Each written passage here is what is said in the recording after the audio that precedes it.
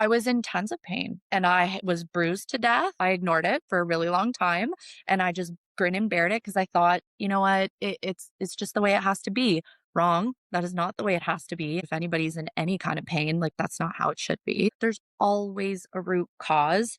At the time, it was hard to understand that because I just didn't know enough. But as I kept digging in and finding, practitioners that had more of an expertise in the area, it became very clear that, okay, there's a problem here. I need to get to the bottom of it. Today, we're talking with Stephanie Ladouceur, a mom of two who's here to share her real and raw feeding journey from reflux, tongue and lip ties, and painful nursing to finally finding the right support. This conversation is all about a parent's perspective and trusting your gut when the answers you're getting just don't feel right. Hello, Welcome. Stephanie. Thank you so much Hello. for being with us today. My pleasure. Well timed during nap time. Baby is sleeping, fingers crossed. Okay, definitely. Yeah, we love that you reached out when we kind of did a Yeah. call out to the community, and when you responded and said that you wanted to share your story about this, we were overjoyed because I feel like so much of the information you're going to share with us today can really help other families if Mhm. they are still expecting and anticipating the navigation of a feeding journey, or if someone's going through it and the different things that you've tried and found. So where did this all start? Tell us about your little one and how this all began and where it kind of led. Yeah, well, I want to start by saying thank you for having me because I am obviously very passionate about this now because I've obviously gone through it myself. And my goal really was to try and help people in navigating it or just even opening up the conversation to potentially having it as an issue in the feeding journey and process because I never thought with it being my second that this was going to affect me. So I think that's something else that I really wanted to bring to light before I dive in is that I thought being a second time mom, I knew everything I had to know. How I many was times we've heard so that? wrong. We hear that a I know, and I'm lot. sure you've heard it a million No, times, but right? it's so surprising. Well, Yeah. right. Yeah. And it makes you Mhm. feel, I think, too, as a second time mom going through these new challenges, almost like you're a first time mom again, and you're a Mm. fish out of water and you don't know what's happening. So Mm. that's how I Yeah. felt, Right. anyways. I'm sure others can relate. But so Nico just turned 9 months last week. So Wow. I know time flies. It's Hmm. been a journey. I would say that for the first 7, 8 months of his life, like, really, it was a challenge in terms of feeding, and, Mm. Hmm. it kind of started so when he was first born, we had kind of flagged because on Mitch's side, my husband's side of the family, there are lip and tongue ties. Very Oh, well known, very much a topic. So when Mm. right. we moved forward, even before Nico was born, we kind of put it out there, "Hey, this does run in the family. We are aware." So we did ask practitioners to have a look because Ooh, we didn't know what we were looking for. We just knew this is prevalent. And the Mm. other thing too is we also, Mitch and I have different intolerances and different allergies. And we also mm, knew of that. So we were mm, mindful of the fact that there might be some bumps along the way in those right. regards. So Yeah.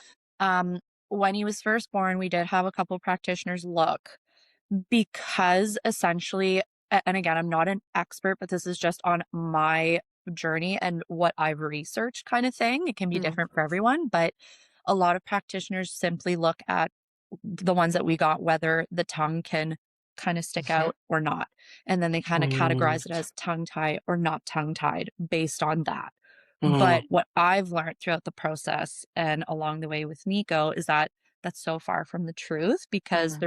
it's such an intricacy when it comes to oral motor functioning and everything that's going on in the mouth. And as I'm sure you ladies are aware of the suck, swallow, breathe pattern that kind of mhm, follows with that. So at the time, I just took, that information and I said, okay, great. Like he should be fine. Then moving forward, though, I would say it was right around, well, there was, I would say, like 2, 3 days in, we tried to give him goat milk formula because we didn't Mm. even opt for cow's milk because we figured there was going to be an issue. little did we know there was also going to be an issue with the goat because the proteins are so similar. Mhm. So we did peg that pretty fast because that would cause him to like projectile vomit everywhere. Mm. Red flag, obviously, if a baby's Mhm. And projectile vomiting. a And the very skin, big rash. I remember huge skin Mhm. rash. Yes, it huge was. rash. Well, Yeah. yeah, and it just covered him everywhere. That was another big inkling. So between those two things, that's kind of where we piece together. Obviously, Mm. it's like an intolerance, allergy, what have you. But I think the harder part moving forward was after, that was removed from my diet. It was Mhm. better, obviously, but then it still wasn't great in terms of, his reflux and what people consider spit up, I guess, because for him, it was a mix of silent reflux as well Mm. as, getting Mm. actual spit up and reflux coming out. So just to Um, clarify, you yeah. are um, mostly trying to breastfeed and you were introducing formula, or was it a combo? Like, how did the journey Yeah. Mm. start? Good question. It was day 3 where I tried to introduce a bit of formula only because, again, at the time, I felt like he was hungry, my milk Mm. hadn't fully come in, etcetera. I Yeah. now know that it's not super necessary to do that, but at the time, that was Mhm. kind of like the idea. And then Yeah. once I realized, obviously, he had a reaction, it wasn't working, we just breastfed, and it's been, just breast milk the whole way through, and I'm still Okay. breastfeeding him to this day. In terms Mhm. of bottles, we do combo feed. Like I'll put him at Okay. the breast, I'd say like 70% of the time, and then Hmm. he'll get bottles Mm. 30% of the time. As per a wise woman, we do give him a bottle every day or two so he doesn't have an aversion. So yeah, I guess Yeah. you would classify as combo feeding with Yeah. That bottle is, and yeah, breast. for sure. Yeah. Combo. Yeah. Mhm. Yeah, so that we kind of carried throughout the whole time, but Hmm. I would say it was right around the 3-month mark, where we started running into more issues that I recognized, Hmm. especially at his like 3-month appointment, because he was a large baby, like he was born 10-3, and he Mhm. was gaining a ton of weight until that 3-month mark when my supply regulated more. Mhm. And he was definitely still struggling with, I guess, eating. And from what I understand, and from um, different lactation consultants that I've kind of spoken to throughout the process, when that, stabilizing happens of your milk supply, it's Hmm. very common that oral motor functioning and Mhm. ties kind of come more to light because they have to work harder in Yeah. order to Hmm. get the milk Yes. out. And there's also a correlation with that time of life. There's Yeah. also a pretty significant growth spurt. Mhm. Yes. Right. Yeah. So we do see some of those uh, possible issues that weren't really an issue Mhm. become more of an issue Yes. Because because they need as more. baby is growing and asking for more milk, if Yeah. the oral motor skills aren't like strong enough, There. Yeah. that's where the supply hindrance comes from and Mhm. Yes. etc. Mhm. 100%. And that we Yeah. definitely ran into that. And also just because of all the air he was intaking, it was Mhm. causing so much to Yeah. come up that he had Oh. a stall in his weight gain at that 3-month mark, which is Did obviously a big red flag. Did you have any pain? Like, was there any pain for you? I was in tons of pain and I was Mhm. bruised to death and all the above. Mhm. So, a good point to bring that up. Mhm.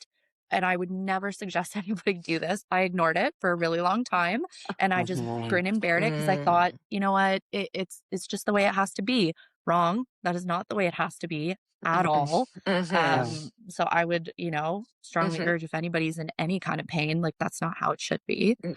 And especially the bruising, like I had never experienced that with my Gosh. daughter. So to see Ugh. that, yeah, So you were just grinning and bearing, like you were just grinning and bearing to thinking it was going to get better? Is that kind of, yeah, like what was your headspace? yeah, I was hoping it was going to get better. And, when you kind of want to deny your reality because you're like, it's not that bad. Like, Maybe it's it's not fine. that bad. Yeah.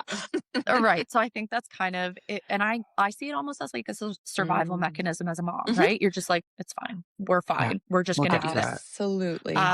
Yeah, Mhm. so I think it was really when we went to that 3-month appointment with the doctor and he was like, "Ooh, I'm concerned, like, this isn't good," that, it sent me into a panic because I was like, "Oh Mm. my god." Like, anytime a mom hears, right, that something's wrong with their baby or that they're not thriving the way they should be, it's just an absolute panic. So from that point on was, I think, kind of when I started, like, my little sleuthing detective journey where I started, again, I will fully admit to an unhealthy point, obsessed over it. And I thought, I need to find answers. I need to find out what's going on because what I didn't appreciate from, and again, this is, I think, all across many different medical systems, but especially Western medicine, they just wanted to throw the medication at me Mm, and he'll outgrow it and just carry on. And mm, to me, that just wasn't good enough. Like, I just didn't want to accept the fact Mhm. that I was supposed to sit here watching him be in pain, watching me be in pain, and just wait it out. Like, that just didn't sound right. No. But it happens to so many people. Like, that's exactly what the information is being fed. And what I learned again from my journey and my research of deep diving is there's always a root cause. At the time, it was hard to understand that because I just didn't know enough. But as I kept digging in and finding, practitioners that had more of an expertise in the area, Mhm. it became very clear that, okay, there's a problem here. I need to get to the bottom of it. And that's when the tongue and lip ties came back up. Because with my research that I had done, a lot of the time it pointed to air, air intake, because I had already addressed the intolerances and Mhm. he wasn't getting anything on his skin. mm. There just weren't Yeah, any other symptoms that were of the accompanying. reaction. Yeah. Yeah, and that's kind of, I guess, a lot of the time, the rule of thumb that, is utilized is if there's multiple symptoms, then there's usually an allergy, an intolerance, what have you, of something that's being ingested, versus if it's just coming up, but there's no other symptoms, typically it's the air that's going down and something just isn't working properly, usually in the mechanism. Or also, it can be, from what I've read and what I experienced with Nico, an immature digestive system comes into Hmm. play too, like Yeah. in Yep. under There's 6 months so of many life. possibilities, right? Like it's So just many. so It's a hard to It's a detective never pinpoint it. ending. work. Yeah. It Mhm. never ends. Like, and Yeah. that's, I think, the hardest part is that you try to pinpoint it to one thing, but it's Mhm. actually multiple things that are Mhm. all happening at once. Hmm. So from that point though, that's when I started doing research. I did end up putting him on the medication just because I was so concerned. Obviously at the Mm. time, I didn't know enough to really make an assessment. So he started on the medication. What was I the think it medication helped. called? Just to let Yeah, the listeners know. it was What did you try, if you remember? no, lansoprazole. Sorry, that's what it Okay. was. A diluted version that, like, I guess they Mhm. put something sweet in it to obviously get baby to take it. Mm. Make And it palatable. well, that's it. And I found from his experience and watching him, it helped with the actual pain. So it wasn't Mm. causing him pain Mm. in terms of when the reflux would come up, but in terms of like sheer volume and Mhm. actually addressing the issue, it did nothing. Mm. So I will say it was good for the time being while I was trying to figure it out because it relieved him of the pain, which Mhm. was Mm. obviously at the forefront for me and I'm sure For for a sure. lot of people. But Mhm. it was kind of like a band-aid for Mhm. Yeah. a short-term solution to kind of figure it out. Mhm. So from there, I ended up seeing a pediatric dentist and an osteopath to kind of try and piece everything together. And I will say that that also comes with its challenges because the pediatric dentist was fantastic. There were definitely ties, they were addressed. But I think another big piece of the puzzle when it comes to addressing ties is yes, it does limit, the baby's oral motor functioning, but you need to do body work before and after in order to kind of accompany everything. Which again, like, I'm sorry, there's no Google that you're gonna do to figure that out. That was very much going to the right people and also kind of piecing it together because ties, even in the mouth, creates tension all over the body. I learned that. And I could see that in Nico. He was very tense and I didn't understand why. And oftentimes he would have, like, I remember at the beginning, what I thought was him trying to, crawl early or tummy time early was actually just tension that was sitting there and being held. So I think that's another really big sign that I didn't realize that is a red flag. Like, if your baby is trying to lift their head on their own at a very young age, not like super duper normal, like they're kind of supposed to be floppy, And I remember with my daughter, like she was extremely floppy, and he was not. So yeah, just again, one of those things. But it was a journey and it took time, but getting a bit of body work done before the releases, getting the actual Hmm. releases done, doing the So, did the stretches. pediatric dentist suggest the body work So no, before? no, They No, that's the not thing. every do. Yeah. no, No, not every one of them do. no. And Hmm. mine, yeah, the one that I saw specifically was great, but that just wasn't on the radar. That was something that I picked up because I saw an osteopath before, and they kind of told me, okay, this is going to be in conjunction. You need to work through this whole thing together, and this is going to be a journey. And then, It's oh, that mix, right? There's, yeah, like you said, with our Western culture, yeah, the holistic piece is still like Mm. yes, like I hear a lot of parents say back, like, I asked my doctor if I should take my baby to yeah, physio, and the doctor was like, well, if you want to. yeah, Yeah. Okay.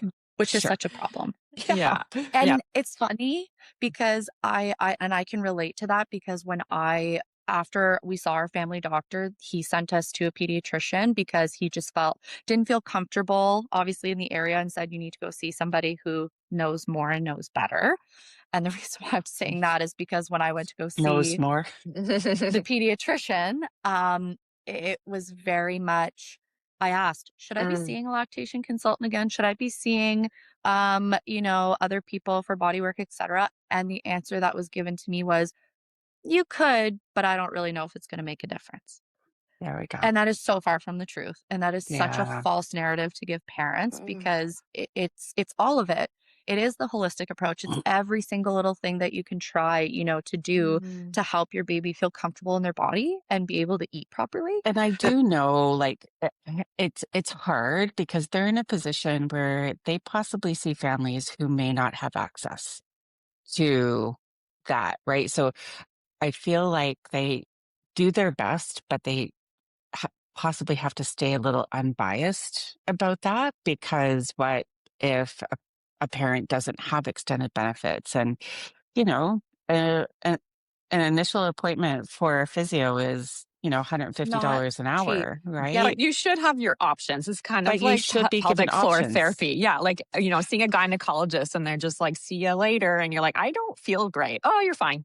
Right. Like, Yeah. you should be like, well, and there's these options and you have the I opportunities. think, Right. yeah, So, it's mhm, twofold to what you're saying. I think that, mhm. yes, it's absolutely a privilege to have access to those things. And I Yeah. really don't think it should be a Which is a shame. privilege, but that's a Yeah, different Exactly. subject. That's a whole different podcast. Yeah, that we won't touch. But on the other side of it too, I agree, Erin, that like I would just like to see practitioners delivering and opening the Mhm, floor to here are some options for you to mhm. explore if That that's could something work. you can Mhm. do. Yeah, that could work to help your baby, etc. Yeah. Exactly. Like if I knew that was an option too, right? Like I had a forceps delivery. My baby was very screamed a lot, right? And nobody, like if someone had even put it in my head, I may have then thought later, hey, maybe he might need body work. Like it's just, there was nothing, there was no advice. It was just like suffer through it. And, one day they'll grow out of it. Same advice, right? Yeah. Well, I think one of the like highlights that or sorry, the terms that are coined that I hate the most now that I know Mm, what I know is having a colicky baby. mm, Mm, we Uh, mhm, don't like that term no, that either. is not a real diagnosis. That is not a real term. But, so many parents sit there, and I was one of them for so long that sat with an unhappy, very, very uncomfortable baby who would cry all the time. And it's like, that's hard. That's really, mhm. really tough when And you don't know. when we're in pain, like I just had back pain, like I seek all the things, right? Yeah, I get a little medication, I get a heat yeah, pad, I get, right? Like I yeah, look for the solutions to address my pain. But because the baby absolutely. can't Babies can't speak, do that. we have to Yeah. speak Well, for them in terms of understanding the more holistic approach, which is hard in our Western medicine, like we've said. yeah, and I think that a lot of moms struggle with advocating for their babies, and I can completely Mhm. understand because it's intimidating. You might feel uncomfortable or that you don't necessarily know what Mhm. direction to head in, what to do. Absolutely. And I really felt that this time around, especially when I started navigating the whole Mhm. process because I just had no knowledge in the area. So I again, it's just one of those things where I find it so incredibly frustrating because it sent me into a very dark place for a very long time that I think it probably sends a lot of moms to because you don't know what to do. You want to help your baby's in pain, and you're just watching it happen day after day, and you're having to endure it with them too. Because I think, yes, baby's in pain and you just want to take that away, but at the same time, you're sitting there watching them and enduring it with them because hours of crying and all the above, yeah, it takes a toll when you hit, that 3, 4, 5, 6 month mark and it's still ongoing and happening. It impacts everyone's mental health because you're really trying to help, right? It's rooted in us deep to not want to hear our babies cry and to help them, right? And then that so how old was Nico when you decided to start the body work and release the ties, and how did that all go? So I started craniosacral therapy with him at the 3.5 month mark. That was the first thing that I did.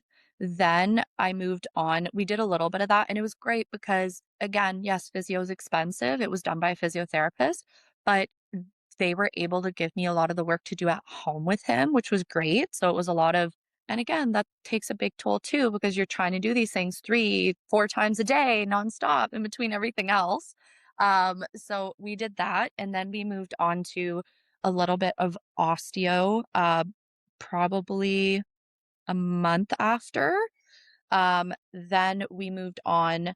I kept on with doing the exercises at home for craniosacral therapy. And then osteo, it was once every couple weeks, once every 3 weeks. Then at the 5.5 month mark was when we finally decided to do the release. For Nico, he had a lip tie and a tongue tie. Okay. And the reason why for him it was so tricky to see for his tongue tie is it was a posterior tongue tie. So it Mm-hmm. sat Stuck to the very back. far back, Mm-hmm. not easy to pick up, which I understand because again, it was great because the pediatric dentist actually walked me through it and showed me Mm-hmm. this is what Mhm. it is. This is what we're looking at. I really appreciated that part because I kind of told him, I don't know what the heck is like, I understand the concept now, but I don't really know visually what it looks Mm-hmm. like. Mm-hmm. So he showed that, explained all that, which I really appreciated. And Okay. then it was like a 2-second process. It was done with a CO2 laser, like zoom, zoom done. Yeah. Obviously, it's not fun, like precursor to hold your baby and watch that happen, but it's Mm-hmm. literally a 5-minute You process. were allowed to hold your baby? Yes, I was What? allowed to hold him. Oh, There- that's not the most common. I don't know if we should name the dentist or not, I but was gonna say most it was parents are really not allowed nice. to hold their own babies no, because they fear they you're get gonna move. upset Mm-hmm. and they Okay, fear you're going to move. That's probably interesting. the first time I've ever heard a parent being There you allowed. go. I brought Yeah, you a new thing. there you I go. personally didn't hold him. I got my husband to hold him Oh, Okay. because good. I didn't trust myself. Yeah, I good knew, for you. and maybe I That's should put that out there. Like as a mom, I knew that I was going to yeah. flinch, do something. Of And it's course, your funny because the instinct. dentist did recommend, like usually we Hmm. say if you can bring a partner to get a partner to hold Okay. Yeah, baby. we've never heard this. Wow. Yeah, so it's funny you say that because I know quite a few people that have gone to the same provider, but Okay. yeah, Okay. so Okay. my husband held him and Uh-huh. then I was kind of there helping as well. Mm, And I obviously watched it happen, didn't love Okay. yeah. that, but at the same time, 1, 2, and then, they come to you right away, you latch. I noticed immediately less pain as soon as the latch happened, and it's different for everybody from what I've heard. But for me, it was immediate, like, I felt less pain with the latch. That was great. However, what I will say is it was like 1 step forward, 2 steps back, and I think that's something really important to emphasize when it comes to the releases because it's a whole new range of motion, even with some pre-body work that baby has that they don't know what the heck to do with. Like, They it's have a huge. pattern already, right? Their mouth has That's only it. been moving They've been such. overcompensating for Hmm. so long with their entire Yeah. body, and especially at 5.5 months, that's old. Usually, babies are getting it done, Hmm. like, much younger in the newborn phase because it's usually caught earlier.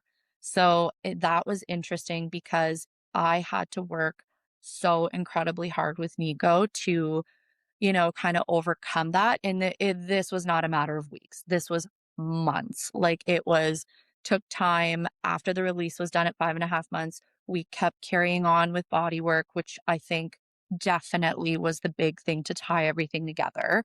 Yeah. Um, Now, also another thing too that I think is a big flaw is with the pediatric dentist, they give you stretches Hmm. Yeah. to keep everything from reattaching, but they Yes. don't give you exercises No. for Mm. the actual functioning. No, So you'll get those that are from a 2 different physio or things. osteo. Yeah, exactly. It's the Mhm. Exactly. body work. Yeah. Hmm. Exactly. Yeah. But I think a lot of people get confused because I mean, I've had tons of other friends that have gotten, the Hmm. ties released as well, but they've just done the stretches and they're like, "Oh yeah, I've done the Yeah, I did exercises." I'm the like, "No, exercise. that's different. Did you do stretches or did you do stretches and exercises? Because those are 2 different things." Right. Yeah. Yeah, so Yeah. I laugh, It's but kind of it's like true. if we get like a hip or knee replacement, we can't start like obviously there's pain before we get those. We start to compensate and then you put your knee to back together and now you've got like you're not only like working on the scar, you have to like get your body back to alignment over because you've been compensating for so long. Well, So I yeah. joke. I said I was putting him through rehab, like, and through boot Yeah, camp because that's what it it exactly was. is. It's a retraining and it's a strength. Like there's Yeah, obviously patterns and restrictions, not just where those were, but here. Like, and at 5.5 months, right? Those are established patterns. I know a little earlier sometimes gets a little easier, but yeah, especially if you've done it a bit later, it's that much more challenging. So it's yeah. funny because everyone and, practitioners were encouraging, but also it was very much presented to me as you're climbing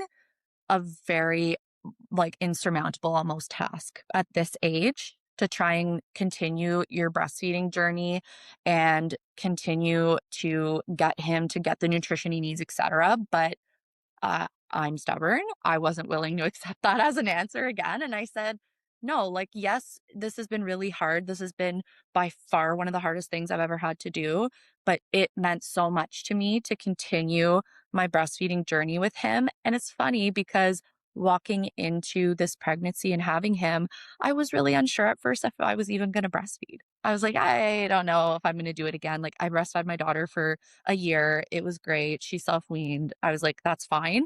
And this Mhm. time around, I was just like, oh, I don't know if I want to do that. It just, you don't know until you're there. It came so naturally. And then when the thought of it being taken away from me came around, it was like, no, You dug your this Hold heels isn't on in. a happening. second. Like, Yeah. I do not want this I want because options. I want to choose. You know what I mean? We always want what we can't have, but we also want the power to choose. So Hmm. that was Yeah. a big thing, I Absolutely. think, in the process. I Hmm. was Do like, I'm you doing this. did you notice a big change of how he drank at the bottle as well after the release? Like, Yeah, was there, how good did that question. look? For the bottle, I would say it came faster and why I think personally, because it's a harder nipple, right? It's easier Mm, to latch Hmm. onto. And one yeah. of his big challenges was trying to get his lip to flange out Okay. as it Hmm. should. Okay. And then obviously like the tongue pattern. I would say that the tongue pattern came faster in terms of rehabilitating and doing better than the flanging of his lip and Mm. Okay. getting that really good seal. It was Mhm. Right. much easier on the bottle, Mhm. Hmm. because we were able to kind of So do the twist, twist. the bottle a Mhm. bit and then kind of flip it out. Manipulate a Versus little when bit, I'm nursing, it's a little different to try and get my fingers in get to in like there. properly. Yeah. Yeah. Mhm. So Well, and we yes. can see why sometimes parents are like, peace out, Yeah. bottle's easier. And Absolutely. if that's what they Absolutely. choose, then that's great. But it might Yep. not Mhm. always be a choice, right? Mhm. Absolutely. And Mhm. again, I think that if you're able to pump and do bottles and exclusively do that, amazing. If you end up going to formula because it's too much, also amazing because it it's a lot of work. It crossed my mind a few times, but at the end of the day, for me personally, I just knew I wanted this. This is what I wanted for him and it eventually came. But yeah, I think one of the biggest things that I felt along the way as well that I don't want others to feel is shame in it too, right? Thinking, oh, like, why can't I do this? Or why isn't this coming to us naturally? Because it's, again, I had no issues with my daughter. It was easy breezy, nothing. And so to walk from that feeding journey to this was just catastrophic. Like it just shatters you because And you I don't think that's the understand. second time mom thing, because Yeah. I too, like, we had her. we had some issues, my firstborn, but Yeah. like the latch was easy, the Yeah. transfer was great, the Yeah. supply, and Yep. then and mine are only 20 months apart. So I was like, ah, Yeah. we got this. Oh Yeah. my God, it was horrible. It was Oh. so much more difficult with the second one. Mhm. And it's Yeah. a little like it smacks you upside the face. You're like, Surprising. Yeah. excuse me, I've already done this. I Absolutely. should This should be know. Yeah. easier. And that's where the That shame probably comes in, right? exactly what you said there. I should know. I I should Mhm. should be know good how at to this. do this. Why isn't it Mhm. working? Yeah, all Yeah. those things. As my Mhm. therapist said, the shoulds are what often like rips us apart the most. Like they're the hardest when you do the shoulds. But yeah, I can totally relate. So I think I wanted to put that out there because I feel like any decision is the right decision as long as it's for you. And I really did make this for him and I because I remember Mitch and I had conversations where it was like, he looked at me, Do you really want to keep doing this? Like, are you sure? Like, we can do whatever. And I said, no, like, I'm not doing this for you. Love you. Not doing this for you. I'm doing this for me. And I'm more importantly doing it for Nico. It just meant that much. But, fast forward to some really hard months and really hard weeks where I think throughout the journey of healing as well, post ties and body work, it's not linear. And I expected it to be linear. Oh, So just get better and better. well, Right. right, because you think, okay, I've done all the Sure. work before. Now we've done the releases. Now I'm Mhm. continuing the work. It should just get better and better. But yeah, it's almost like they go through these little regressions in the process of it because it's like, I've mastered the skill. Ooh, now I don't want to do it again. I've mastered the skill. Mhm. I don't want to do it again. Yeah. So I think that's a really important Oh, piece too. interesting. Yeah, because I Mhm. just didn't expect that to happen. I just thought, Mhm. okay, because I've done all the work, he's just going to comply. I Mm. forgot along the way that he's also a little human and like he Has his has own mind and feelings. his own preferences. Very, very stubborn boy, I will say that. But I don't know where he yeah, gets it from. regardless. No, I was gonna say he gets it from Mitch, not me for sure. For So what did sure. that look like Oh, then? yeah. You said that immediately noticed a little bit of difference in the Yeah. bottle and then the breath. Yeah. And then like what did that do for the reflux? Like how did that kind of ebb Yeah. and flow go So for you? at bottle right away, for sure, there was a difference. Less reflux on the bottle right away. I can fully say that. It wasn't completely gone, but it had reduced enough that you notice. And this is your breast milk that you've This pumped. is my breast Okay. milk, yeah, it was Jeez. Express breast milk, Okay. and then moving on, when it came to the latch right away, it got better. First week post-procedure, not great because you're constantly Mhm. having to fish in their mouths, they get upset, they're in pain. Stretch it. Yeah. Yeah, Okay. like, it's not enjoyable Clunky. for them Hmm. by any Mm-mm. means or for us, Mm-mm. but I would say that the latch started to get better, and then after that first Hmm. week, it was like, "Ooh, better, better, better," and then all of a sudden, it got worse again, and I was like, "Oh my god, Wow. what happened?" And then kind Interesting. of at the 2-week mark is usually when you follow back up 2 or 3 weeks with your provider, Hmm. who's done the releases, and I followed up and I said, "Oh my god, like, what happened? Why is this happening?" He, reassured me it's extremely common for this to happen.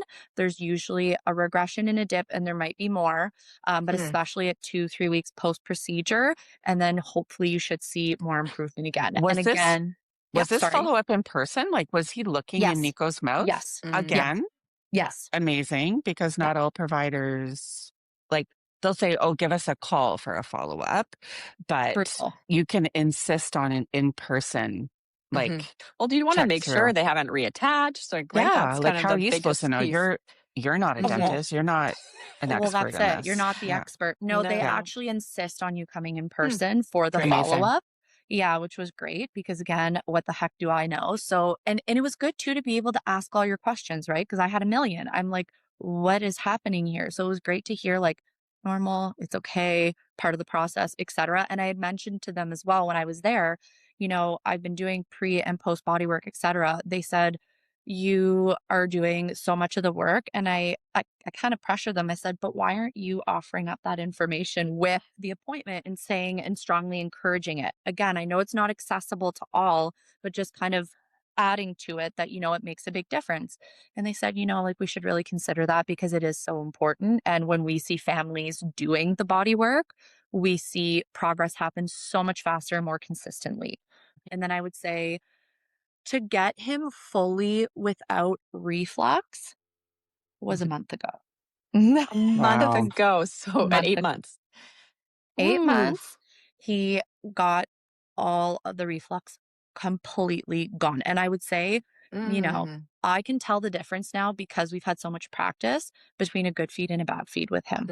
Obviously, Mhm. Mm, because he's older, there's a lot of distractions, whatever else. But right away now, I know the feeling. I can watch Mm. him and I just see breast or bottle right away. What's the difference Hmm. between a good feed and a bad feed for Nico, mhm, which took a mhm, long time. And What's a then bad feed? Like, what would be a bad feed look like? so a bad feed is and what I classify that is his latching. It's all in Ah, his latching and okay. kind of, again, working so closely with these practitioners, they would watch him nurse, which I think is another big Uh-huh. piece of the puzzle. Because again, I think one of the biggest questions I had coming into it was, I don't know what I'm looking for. Like, I don't I understand don't know what's what's normal. happening. And so I Mhm. pushed. I said, "What am I supposed to be seeing? What am I supposed to be looking at?" So he would nurse and they pointed out to me, "This is what you need to see. This is what we want to see." His whole, and it wasn't just his mouth, it was his entire body. It was a full body thing that they kind of showed me pinpoint. So a bad feed will be he'll try to go back to his old habits of a shallow latch.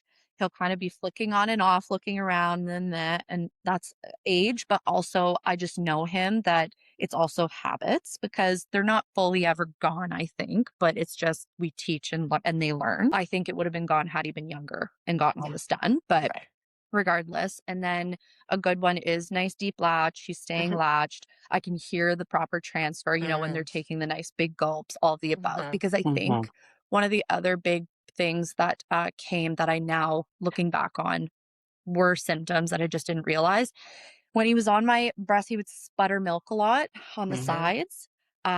Obviously, very shallow latch, which was Mhm. causing me all the pain. And then he would also choke oftentimes. Like I would get a choke in between because he Mm. was choking. And those are all things as well. And I think another thing that I wanted to flag too for moms, because it was something that I didn't realize, is I had very even after my milk had stabilized, I was a like quite a bit of a heavy supplier, but also I had very overactive letdown. Like it was like a mhm. fire hose when it was coming Mm. out, even after that 3 month There's mark. there's the choking. That's like if it's Yeah, coming too fast. I And when you're can't. dealing already with really poor oral motor Mhm. functioning, like it just adds fuel to the Of Yeah, fire. course. Yeah. yeah. That wasn't something though that was necessarily pointed out to me by anyone. It was Hmm. just more my observations, learning my baby and kind of understanding. And I remember one day I'm like, why is he still choking? And I pulled him off and then I just, hand expressed and it was going everywhere. Like I was like, oh my God, like this is crazy.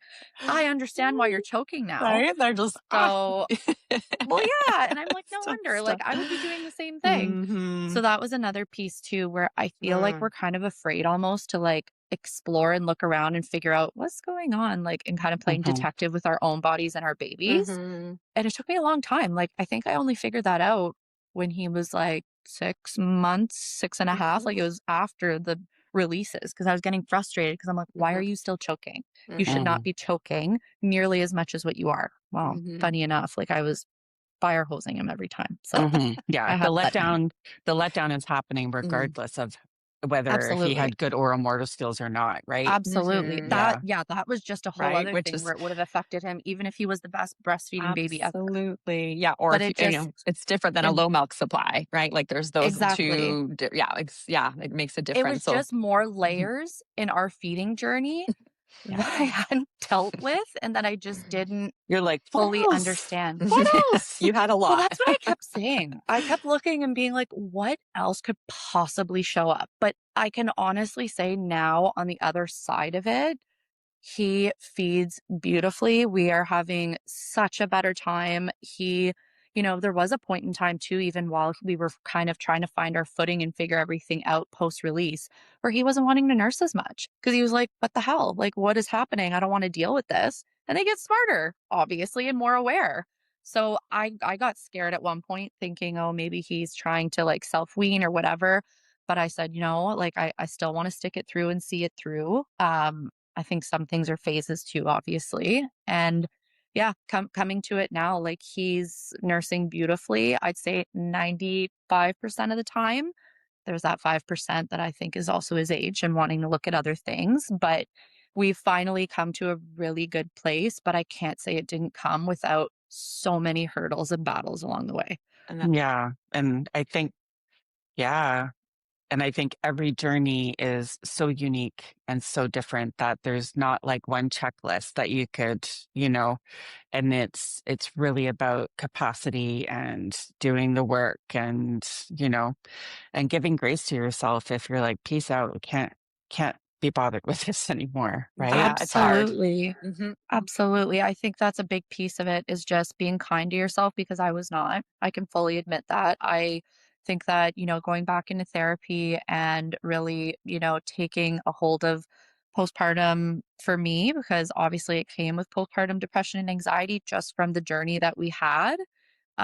It was really important and it still is to this day, but it's just, I think one of the big messages that I want to broadcast is trust your gut. If there's something that's going on that you don't think is right, it's probably not right.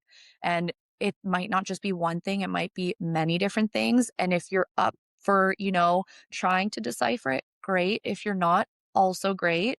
Do what you have to do to better yourself. I just, again, looking back on the last few months, I just can't help but feel like if I would have known obviously more about it earlier on and just kind of the signs and symptoms of what to kind of peek out for more, anyways, or even registering it. Because when you're in the heat of, newborn life, being freshly postpartum, keeping up with another like child, a lot of the information goes in one ear and out the other too, but you are also the only advocate for your baby. So it's a catch 22. For Oh, sure. that's beautiful, Yeah. Stephanie. Thank you. Thanks I for think, sharing all of that. I think oh, Yeah. it'll help a lot of parents feel heard. mm-hmm, And also, some of them are going to come in with a little bit more awareness. So that's mm-hmm, amazing. Thanks for Yeah, sharing. I hope so. No problem. And if just last thing, two Instagram accounts that I really loved that I Yeah. followed was the Baby Reflux Guide and then the Okay. Baby Reflux Lady. They're both, one is in Australia and the other one's in the UK. Are they awesome. Um, relate? They're they're like, not related. They're not. They just oh, have two different accounts, but a lot of the stuff is very similar that they share. interesting. And I Cool. Oh, loved a lot of the information because, again, it came from non-Westernized medicine and they just had Mm, such great perspectives and mm, valuable information because it is really mm-hmm, hard to find that too. So mm-hmm. if yeah. people want to take a peek. And we, Thank you. there's this big thing where we're telling everyone, don't Google it, don't Dr. Google, but there At the end of is the a day. lot of there is a Mm-hmm, lot of great content that helps mm-hmm, parents become aware and learn. It's just mm-hmm. hard to figure out Well, weeding when What you're, to through those. take. So yeah, if you're those not getting recommend answers, yeah, yeah. yeah, yeah. Recommendations from another parent are always Mm-hmm. Yeah. the prime because then Mm-hmm. you That know that it's works. been Yeah. vetted. I agree. I will say though that a lot of because yes, I was the guilty parent who Googled everything way too Well, much throughout this why journey. wouldn't you? TikTok, the whole 9 yards. Yeah. Um, I actually found TikTok and Instagram the most useful than Google because, again, you're Mm. going to parents who have gone through it Yes, and they're that's it. Mm-hmm. offering information based on their Mm-hmm. experiences. And I think that carries its weight in gold because a lot of the little nuggets of information that I kind of pieced together were from all these other parents going through Mm, those experiences. And those two Yeah. Instagram accounts, it's parents that have now taken a lot more training, but they went through Yeah. it with both of their kids as well. right. Interesting. Oh, Yeah. I feel amazing. Yeah. like there is a Mhm. lot of good stuff out there for Yeah. sure. So that's Yeah. great to hear for those Yeah. recommendations. Amazing. Well, Yeah. thank you, Stephanie, for sharing and being Thanks. No vulnerable and worries. open because, yeah, it was a challenging time, but you have a story now, right? And I hope this is going to help other parents for sure. Yeah. So, I hope so yeah. too. And again, thanks for having me. Thank you.